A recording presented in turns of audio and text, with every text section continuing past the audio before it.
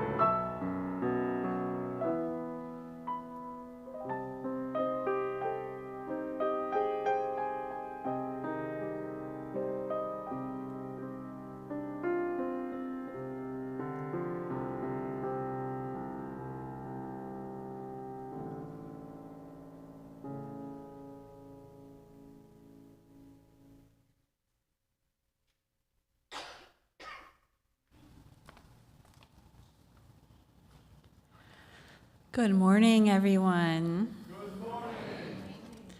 I am the Reverend Michelle LaGrave, the interim minister of this congregation, and I welcome you here to this High Holy Days service with a theme of forgiveness.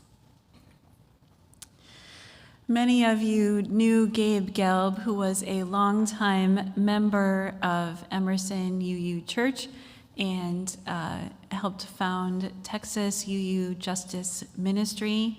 Many of you went to his celebration of life, which was held while he was alive and in hospice care. He died this past week, and so today we have lit lit a candle of remembrance for him. Our hearts go out to Betsy and to all of the Gelb family.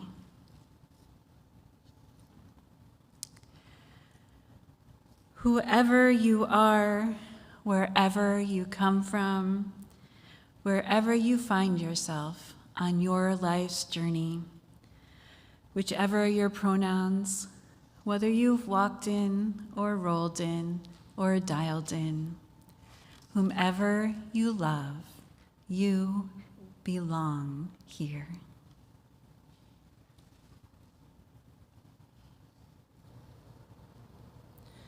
Once again, the seasons have turned from summer into autumn.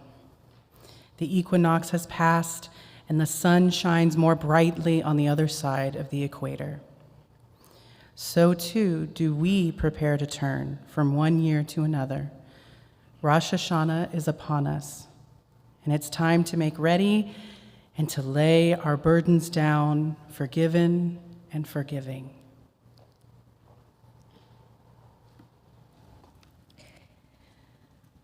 We light this chalice on the brink of a new year, letting go of what has been, open and hopeful for what may come, renewed, restored, ready. To live life fully anew, may we move forward with intention.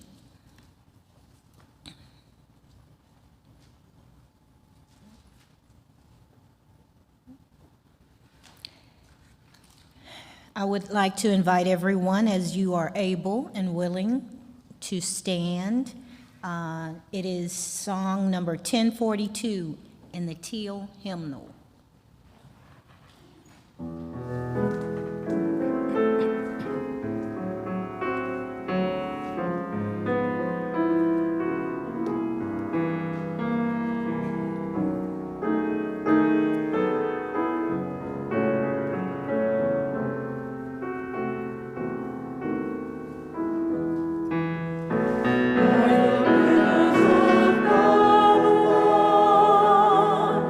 There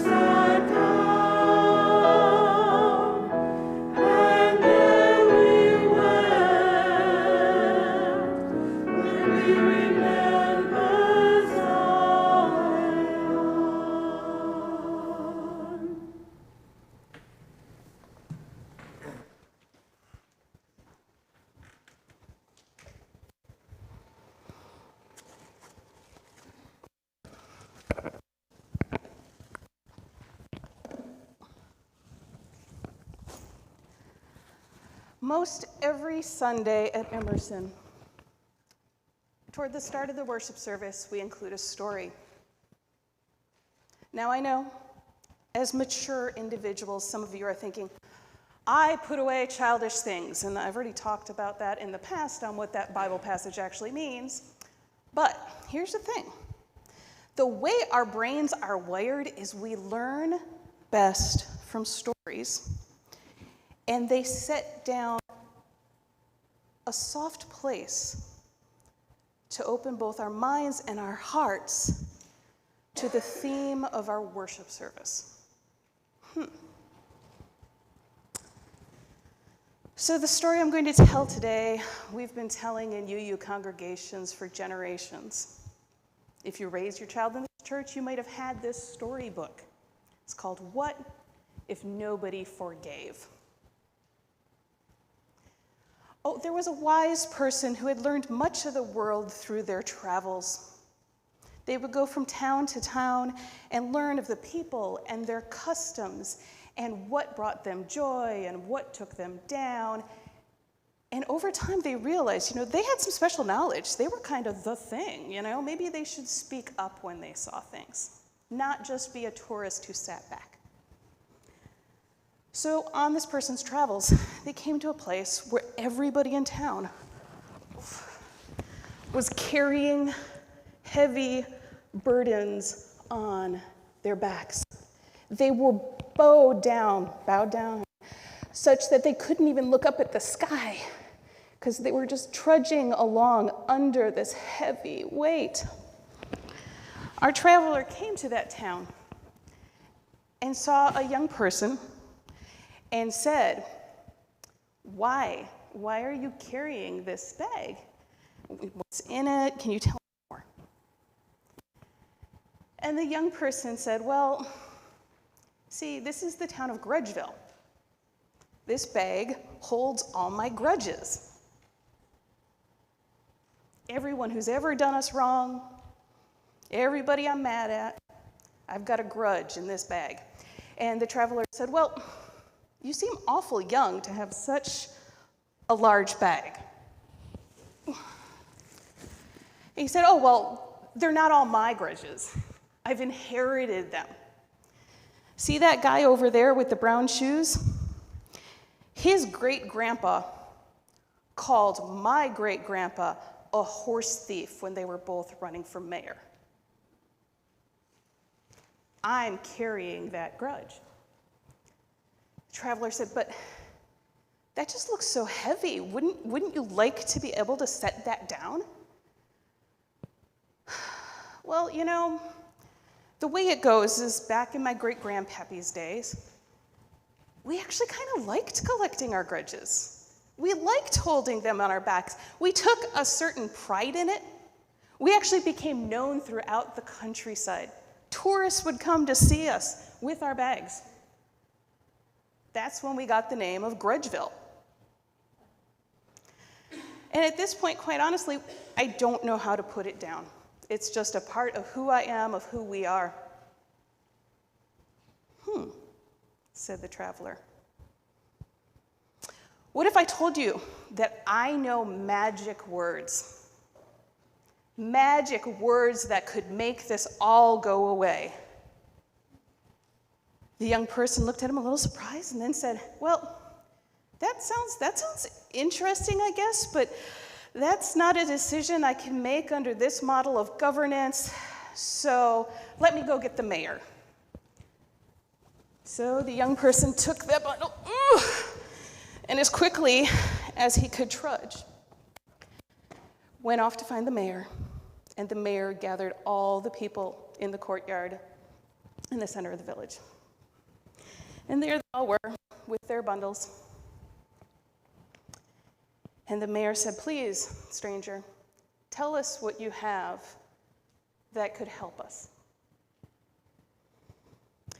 The traveler said, it is just 5 words. But this is very powerful magic. It is going to take courage for you to utter the words and to hear the words, and you really need to mean it and to be ready for it. 5 magic words. That's all it's going to take. But again, I need you to take this really seriously, or it's not going to work. There were mutterings amongst the crowd. Who was this strange person to come into their town and tell them that he had a better way? Pfft. But their backs hurt. I don't know about you, but when my back hurts, I will do almost anything to be rid of that, right? So grudgingly, they came to something of consensus. And they said, please teach us. I said, okay. The first thing you'll need to say to one another is, I'm sorry. And the second is, you are forgiven. And thus it came to be that the entire village together said, I am sorry. And then, you are forgiven. And in that moment, their burdens fell away. Thus ends our story.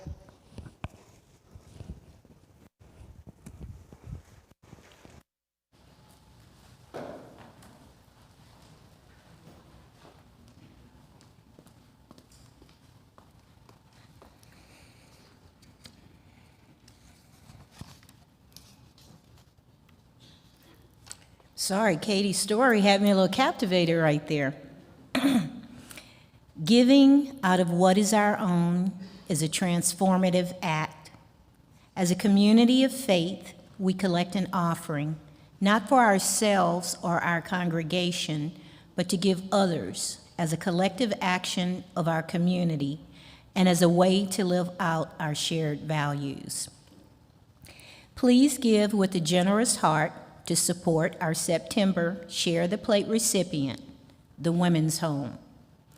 The Women's Home provides housing assistance, residential treatment, and collaborative community services to prepare women and their families to become empowered and productive forces in their communities. The remaining 25% of our offering goes to our ongoing commitment to Interfaith Ministries' Meals on Wheels, feeding Houston seniors. We have 3 ways to give. You can go to our webpage for online giving, or you can put your offering in our baskets, or you can do snail mail. We still accept mail. You can mail a check to the church.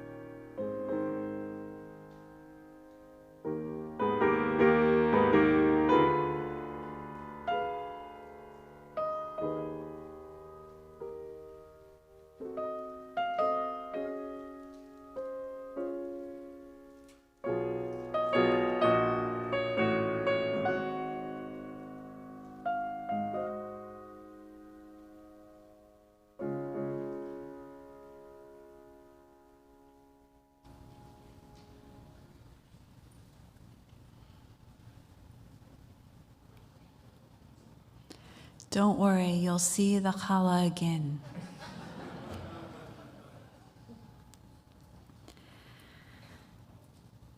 Please find a comfortable place to be or in your seats, and place your feet flat on the floor if you can and if you will, so that you might feel grounded, more connected to the earth which nourishes and sustains us all. Close your eyes if you feel comfortable doing so, and take a deep breath in.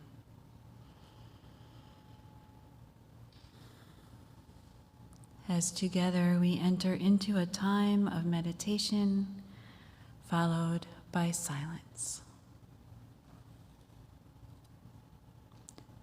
Consider for a moment someone you care about deeply, someone you love.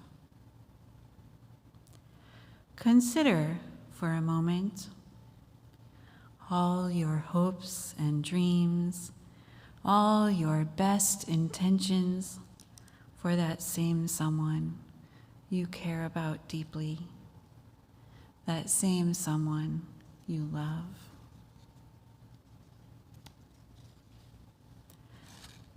Consider for a moment your own actions, your own words.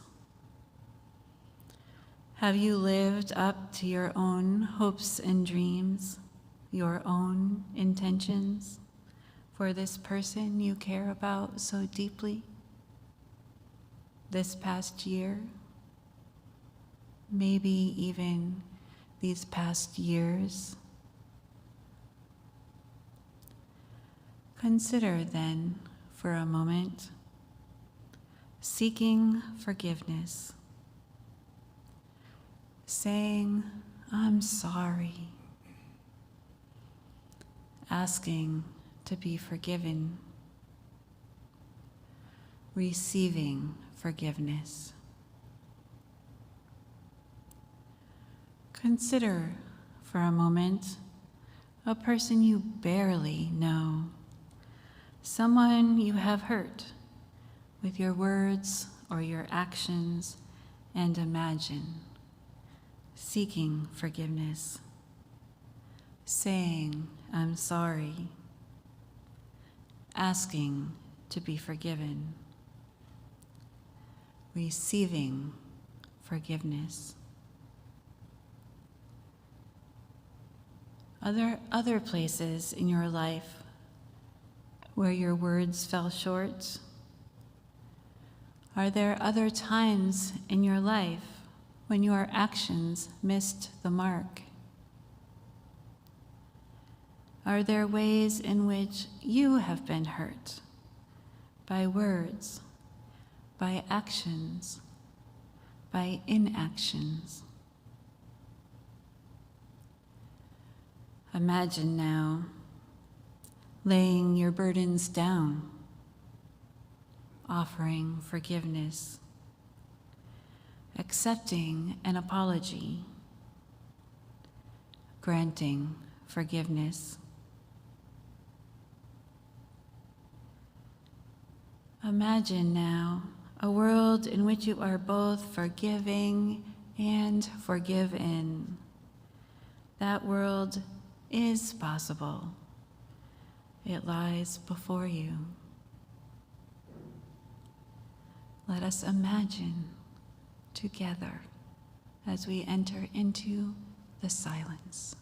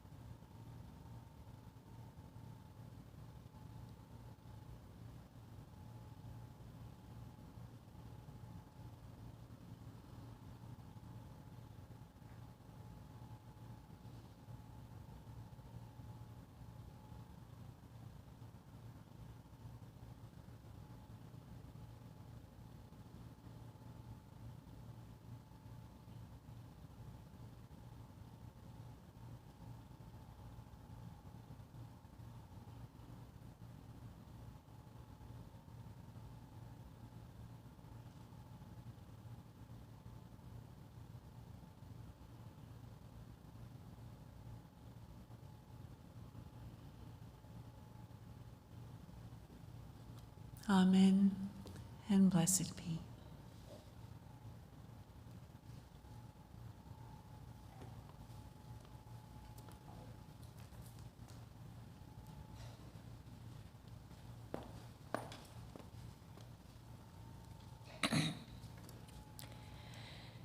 We return again and again to the season of forgiveness. And each time we come bearing gifts.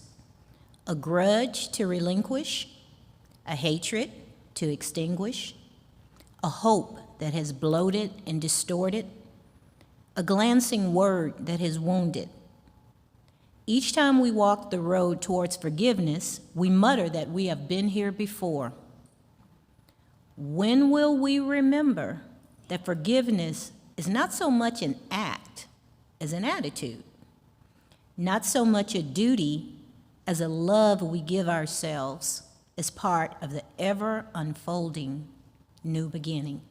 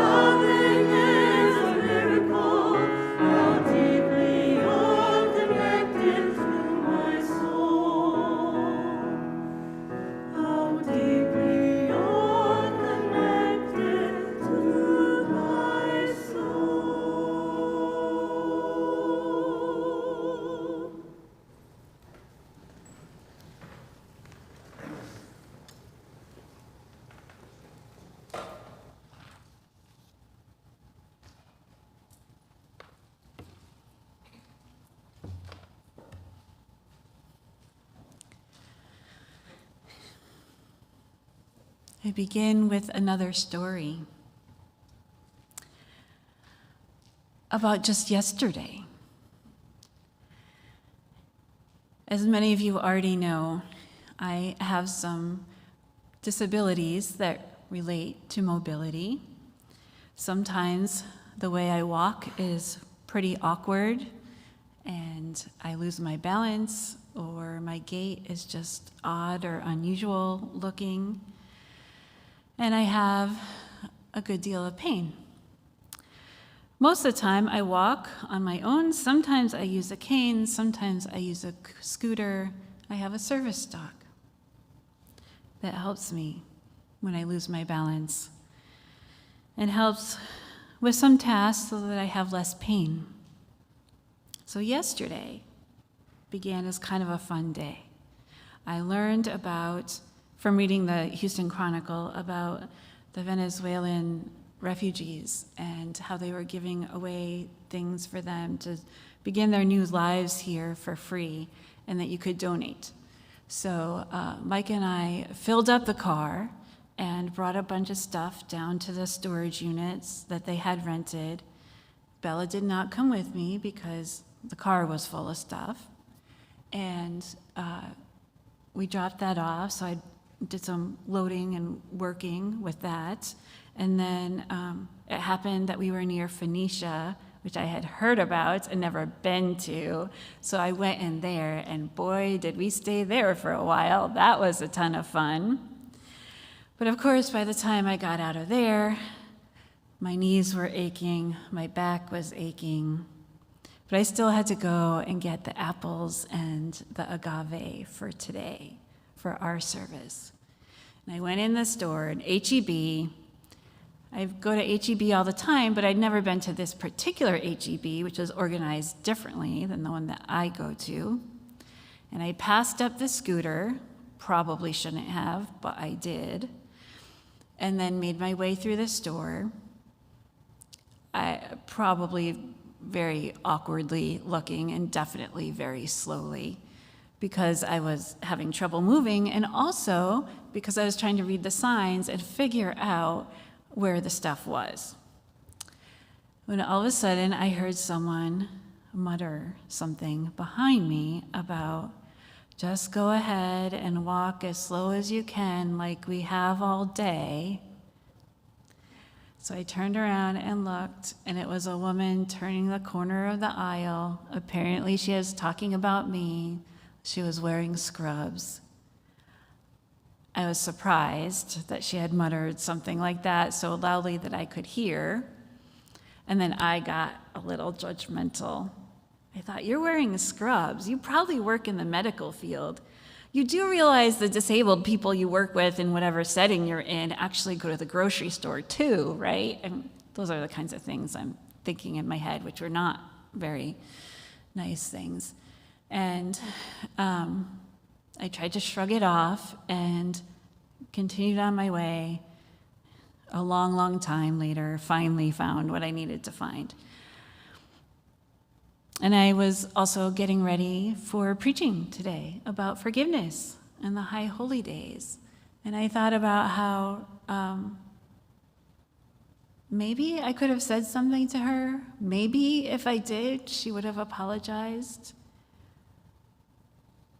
But then I realized that's the wrong approach, right? I don't need her to say I'm sorry in order for me to forgive her for what I felt like was kind of rude behavior. I just needed to decide on my own that maybe she had come off a really difficult shift. Maybe she was in a rush to get home to take care of someone that really needed something. I didn't know what was going on in her life. I didn't know what caused her to mutter those words or to feel like she was in more of a rush than I was, or to not go around me or whatever. I could imagine in my own head lots and lots of different reasons, and I could just forgive her. So that's a small story, a very small story about forgiveness, about seeking forgiveness, giving forgiveness. Lots of times our stories about forgiveness are just very little things, but they still kind of pile up. We just feel slighted in some small way. Sometimes there are big, huge things, like the Holocaust, or the Babylonian exile, which we sang about at the beginning in the service. Those can be a lot harder to work through and to figure out how to forgive, and it can take a much longer process. So what I want to talk about a little bit today is what is starting this evening, and that is Rosh Hashanah, the Jewish New Year. At sundown, we will begin the year 5783. The meaning of Rosh Hashanah means head of the year. It's the beginning of the new year. And on this day, on this evening, this is when God opens the books of life and death. Some of us, our behavior has been so good all year long that God's self immediately inscribes our names in the book of life. For others have done such evil, atrocious, awful acts that they are immediately inscribed in the book of death. But most of us, we did some good, we did some wrong. We're kind of like hanging out in the balance there. So, in the meantime, during this holiday, which is which is a holiday of both celebration and introspection. Those two things go together for Rosh Hashanah and for the days of awe.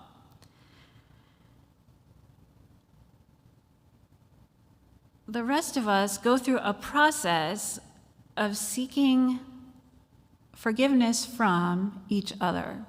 So this is not a story in which we are going to God, like some other religious ways of working through forgiveness work. It is a story of going to our other humans. I go to each person, whether in my family or my circle of friends or in my congregation or wherever, and I have taken some time to think about any ways that I might have slighted someone or actually hurt someone in a more serious way. And I apologize. I decide within myself that I am going to turn to Shuvah. I'm going to change my behavior, and I ask for forgiveness. It may or may not be granted. There is no requirement in Judaism that when one asks for forgiveness, you have to give it to them. You don't. It's up to you.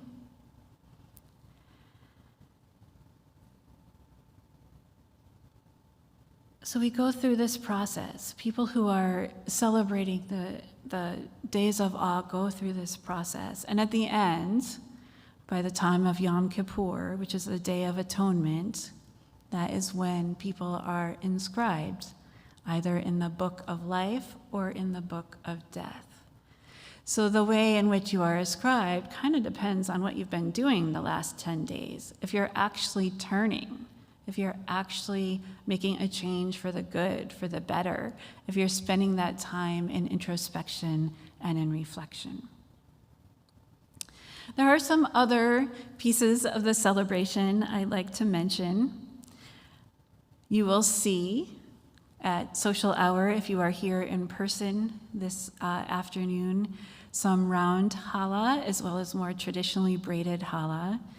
Round challah is typical for the celebration of the new year, and it symbolizes the cycle of life, eating food like apples and honey, or agave for the vegans among us, symbolizes the hope for a sweet new year. So we will join in and participate in these during our social hour today. Another piece of the celebration happens on the first afternoon. Rosh Hashanah lasts for 2 days. So the first afternoon, there is a practice often done in community of tashlich. And that involves casting your sins into a flowing body of water. To symbolize that, you take breadcrumbs and throw them, toss them into the water, and then you shake out your shirt hems. The origins of that particular practice, ritual, come from the book of Micah, the prophet who actually predicted the destruction of Samaria in 722 BCE and the Babylonian exile, as in by the waters of Babylon, where we wept. So, as you use, I want to talk about how this might work or not work culturally and with potential misappropriation. Some of us are Jewish. Some of us were born Jewish. Some of us were married into Jewish families. Some of us consider ourselves to be part of interfaith families. Some of us feel a kinship with Judaism. Some people worship with Jewish congregations. When it came time for me as a young adult to choose my own religion for myself, I debated between Judaism and Unitarianism. So I've also always felt a close kinship with Judaism and have worshiped many, many times in a Jewish renewal congregation, which was very meaningful to my ministerial formation during seminary. And some of us have no direct relation to Judaism at all.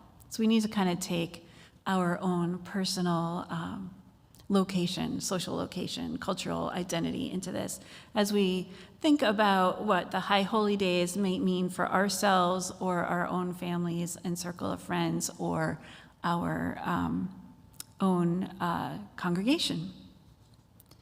So here, in Unitarian Universalism, what we have all done is covenanted to encourage one another to spiritual growth.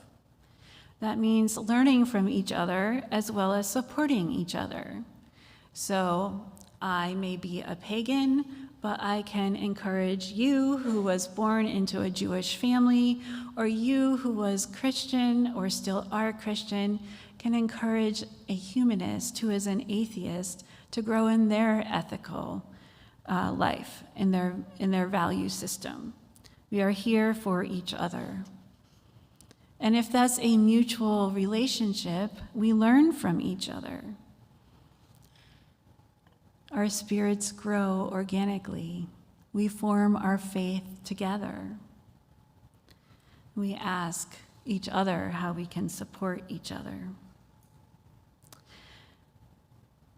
So I'd like us to consider, just think about, what a practice of communal forgiveness might look like in Unitarian Universalism. In our white American culture, especially here in Texas, we tend to put a high value on independence and individualism, right? But having a communal practice changes that a little bit. That means that if we're focused a little bit too much on our own individualism and our own independence and our own practice, and not so much on supporting each other and learning from each other, we can miss out. We don't want to miss out, right? Everybody has FOMO, fear of missing out, right? So we could miss out on much of the inherent value of community practices and rituals.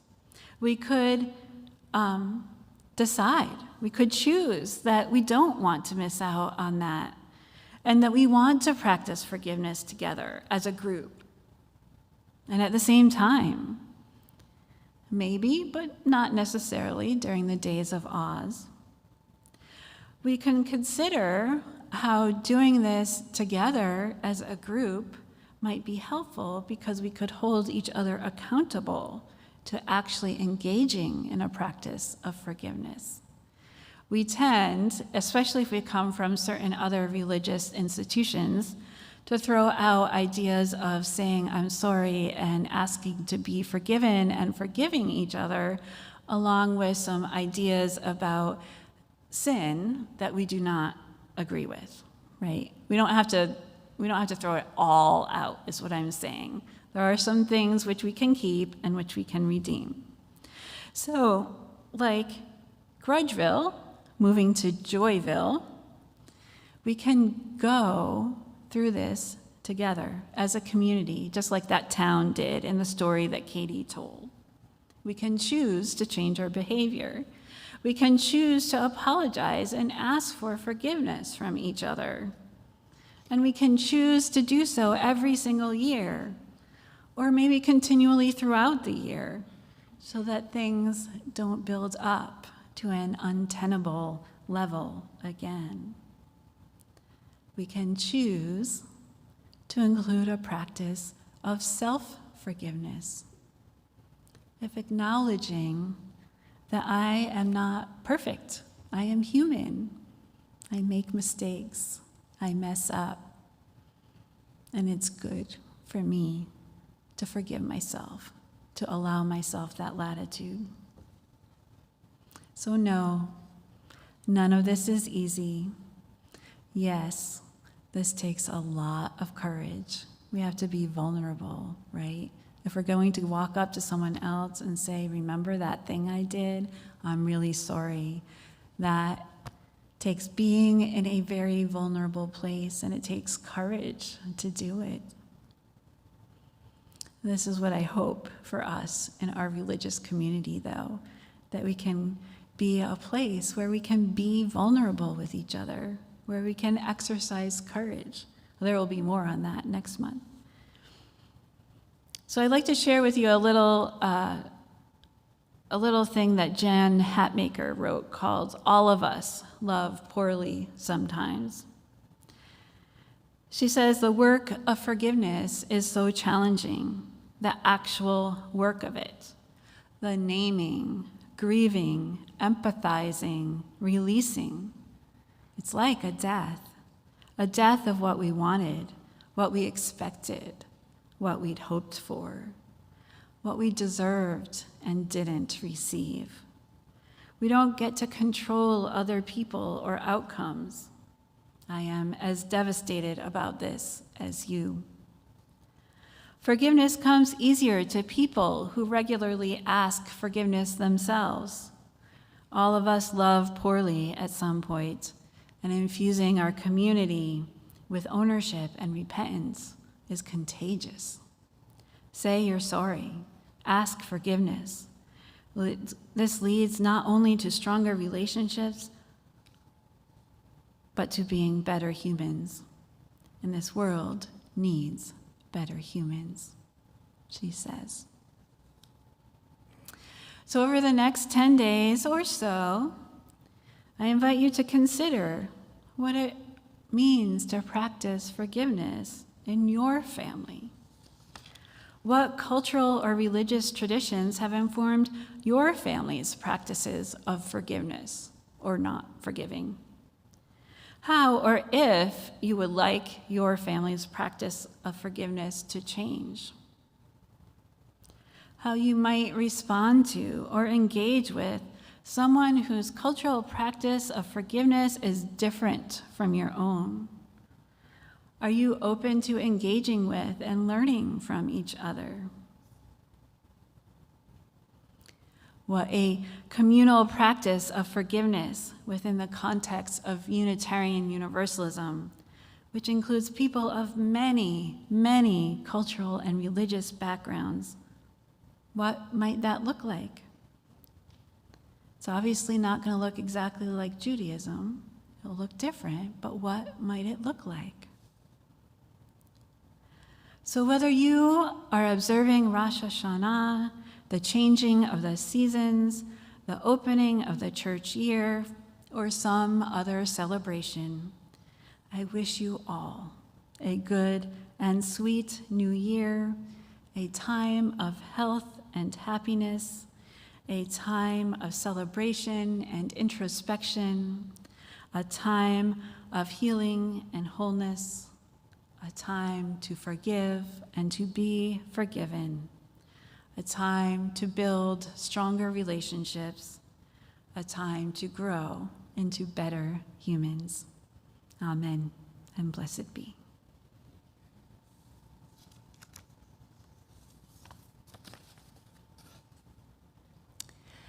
Now, I would like to invite you to join in a responsive reading called Forgiveness. It may be the hardest thing we will ever do. Caught up in our self-righteousness, holding our pain. The one who offended may not deserve forgiveness. And we are not obliged to offer it. Why then should we forgive? Because we have all caused pain. Because we all miss the mark. Because we can deepen our souls if we forgive. Because restoring even one relationship heals many hearts. Because we would be forgiven ourselves. Because drawing closer to one another builds our communities. Because the alternative is endless bitterness. Because the world we seek to create is a world filled with forgiveness. Because we need not remain caught up in our self-righteousness and pain. It may be the hardest thing we will ever do. Let us take the First step now. Now, let us rise either in body or spirit and join in singing our closing hymn. There's a river flowing in my soul.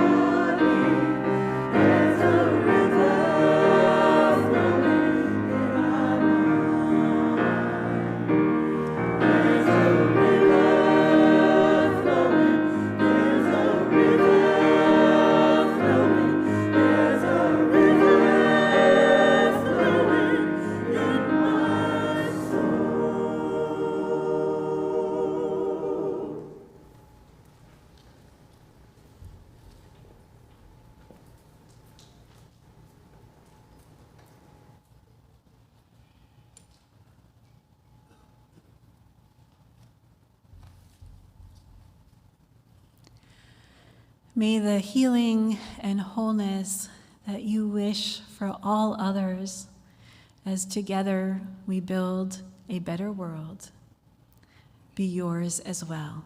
Lashana Tova. Amen, and blessed be.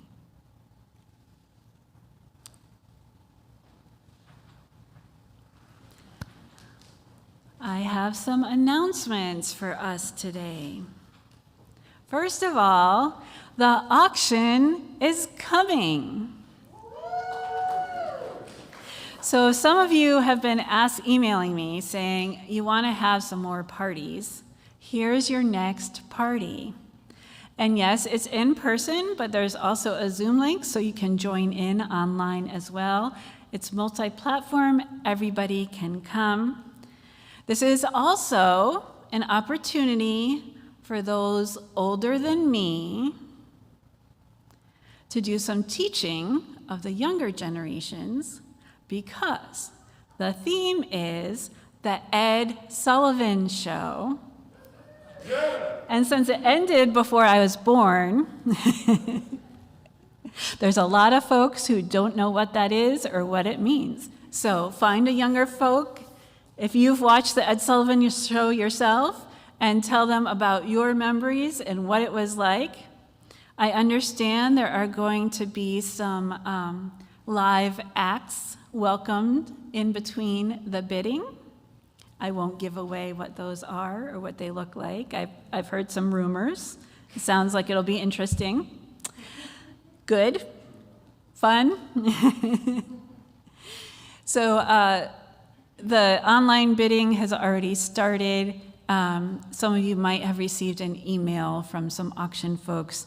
For everyone else, for the bigger mailing list, that is definitely coming out in this week's e-blast. If you are not on the e-blast yet, please email us and let us know that you want to get that newsletter, weekly newsletter kind of thing. I also want to remind you that the search committee is going to continue forward with small group meetings, and those are being scheduled as we speak. So please seek those out. They will be your opportunity to speak up while the search committee listens in about what you hope for the future of this congregation and its ministry. I see Zena's here. I'm sure there are a few other, there's Ken. So you can I have all the search committee people wave your hands? There's Chris in the back in the very fall colored orange. So, oh.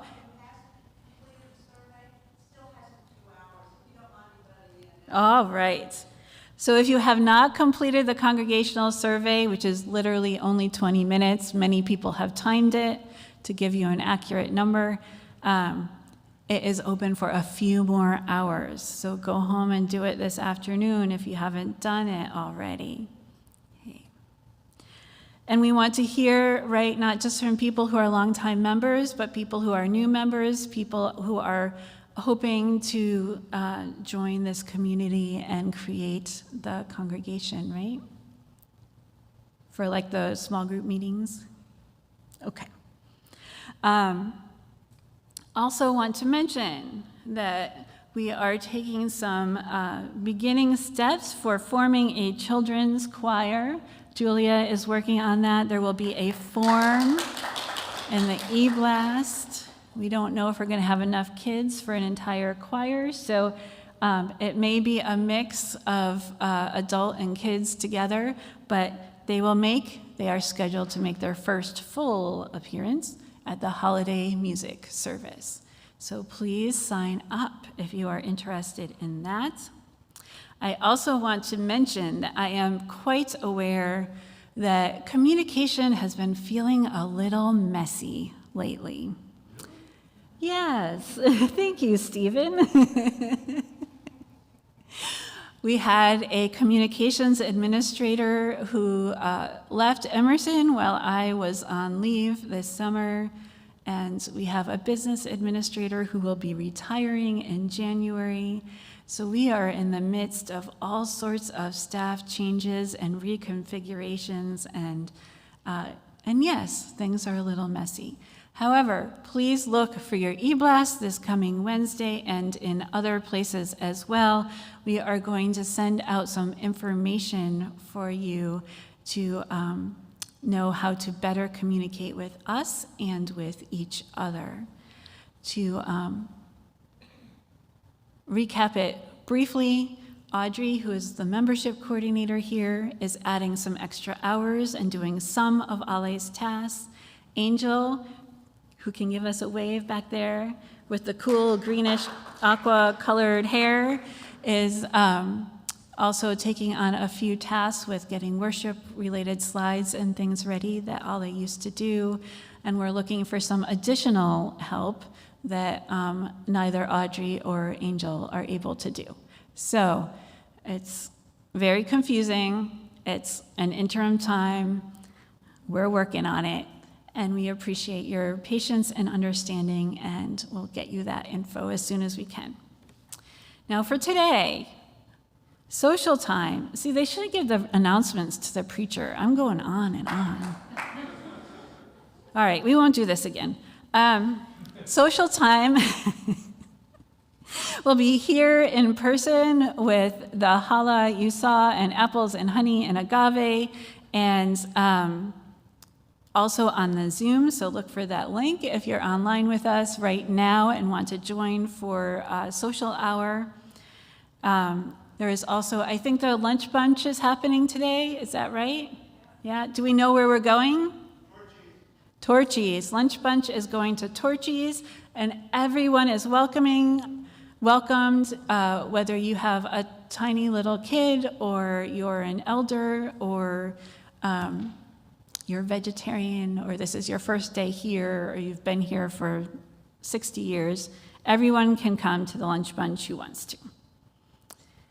So I will give up the mic and have Sean play the postlude, which will be a welcome thing.